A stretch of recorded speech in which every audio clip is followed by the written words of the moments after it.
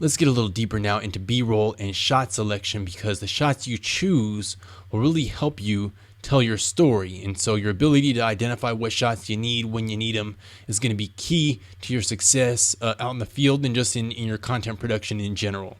All right, so let's start off with WS. That stands for wide shot. Those are shots that show environment. The next shot is long shot, which is full body. Now, when I work in production, I kind of use wide shot and long shot interchangeably. I kind of think of a wide shot as being an establishing shot that shows location. So, you see wide shots, I think of like at the beginning of movies when they show like a cityscape shot of like the cityscape of New York or the downtown shots of New York, maybe some aerials. Or else if it's like a sitcom, you'll see exteriors of a building, maybe it's an apartment building or a high-rise complex or a house or something like that. So wide shot is really to establish location, and then long shot is like it says there, a full body shot. All right, and then the next shot is a medium shot, so that's MS, and that is like an above the waist shot. I say that it's for general action, so anytime you're capturing some general action, you'll probably be shooting a medium shot, but not necessarily though. You might want to mix it up between long shots and medium shots. And then the last shot is a close-up. And close-ups are good for showing specific action. So let's say you're doing a story on a back to school and the kids are in class and they're doing their classwork. You may want to show a close-up of the hands writing their names or doing their classwork, something like that. And the last category of shots is a cutaway. And a cutaway does exactly that. It cuts away from the main action. And I have a great example for you. Let's say, you've seen it, the State of the Union address, the presidential speech where he's giving his speech, and the room there is filled with politicians and officials, military, and different friends of the president, right? So he's giving his speech, and every now and then the cameras will show shots of the audience applauding, people nodding their heads, or maybe people with their arms folded, kind of looking stern, all right?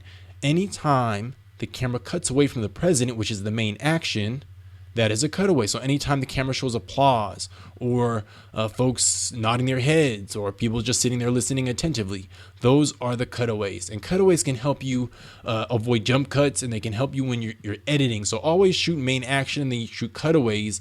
And a good way to shoot cutaways is just to shoot close-up shots. Close-up shots make great cutaway shots, because generally if you're shooting something that's close, you're not showing the main action, which is usually going to be a medium shot or a long shot.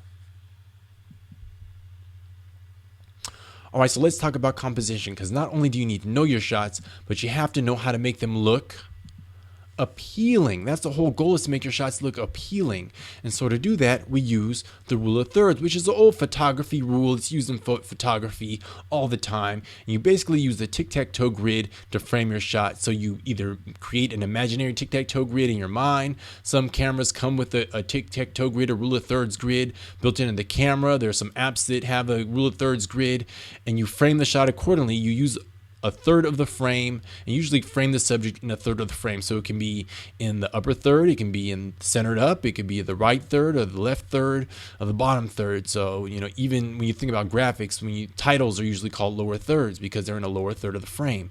And so the rule of thirds will just save you. It's a good way to think about your shots. It's a good way to put your shot composition on autopilot. Just use that tic-tac-toe grid and then place your subject somewhere on those lines, and that's will save you. That'll help you shoot great video. All right, so with that, now that we got your production muscles are all getting swole, let's exercise. So I decided to take a walk around my neighborhood and capture some shots. So come on, let's go for a walk. Come on with me.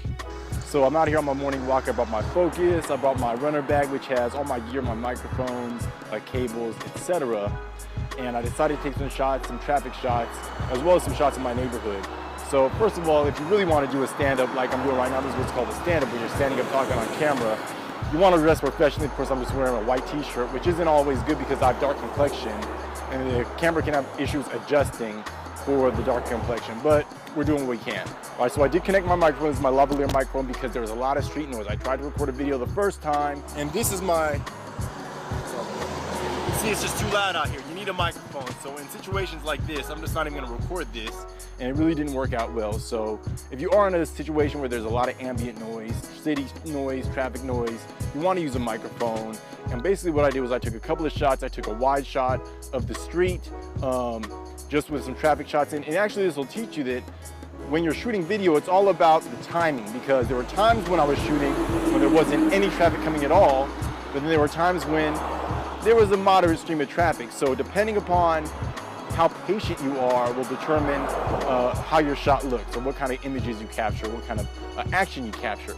And so you always want to capture 10 to 15 seconds, I say, but in this situation I let my camera roll for about a minute because there was traffic, there wasn't traffic, there was traffic, there wasn't traffic. And then I changed the position of my camera to get some alternative angles. So you always want to get a couple different angles, and you want to make sure you're using the rule of thirds as you're framing your shot, and you should be good to go. All right, so I'm going to continue with my walk. I'm going to take some more pictures, some more video as we go along. We're marching on. Alright, so let's talk about using sunlight to your advantage. So as you can see, the sun is actually in front of me for this picture, which creates a silhouette. It's like the stop sign is hiding.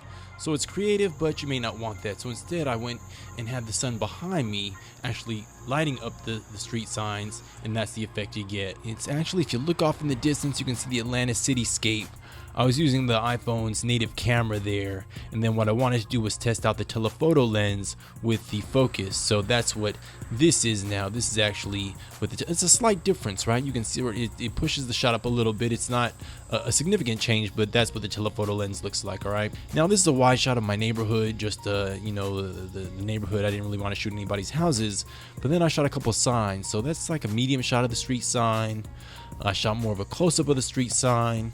And then, you know, I wanted to get creative, so I went and put a little Dutch angle on the shot, and this is actually how it looks. So, you know, it's still using the rule of thirds. It still looks well composed, but just a little bit creative. Now this is one of my favorite shots. It's just a street pole, but I like the Dutch angle. I like the blue sky. Just really nice shot, I feel like, at least. And then I shot a hummingbird in this is like a lawn ornament, but it just doesn't look right, even though it is using the rule of thirds. So I took a couple of different variations. This is using the wide angle lens now. Looks a little bit better. Looks like the bird is actually going somewhere, flying in the distance. And then I took off the wide angle lens, and it looks even better because it's a little bit closer now. So I think this is the shot that I would go with, all right? Now I tried the macro lens. So this is with the macro lens, and you can just see how close, how much detail you can capture with the macro lens. It's just a rose in someone's front yard, and this is just a leaf also, so you can just see the detail that the lens can capture. The macro lens is good for capturing things at very close distance, very close up. And then this is a spider web, so once again you can sort of see the spider web, you can see all the details of the leaves. And then this is my beauty shot that I'm in with just another really colorful rose or flowers.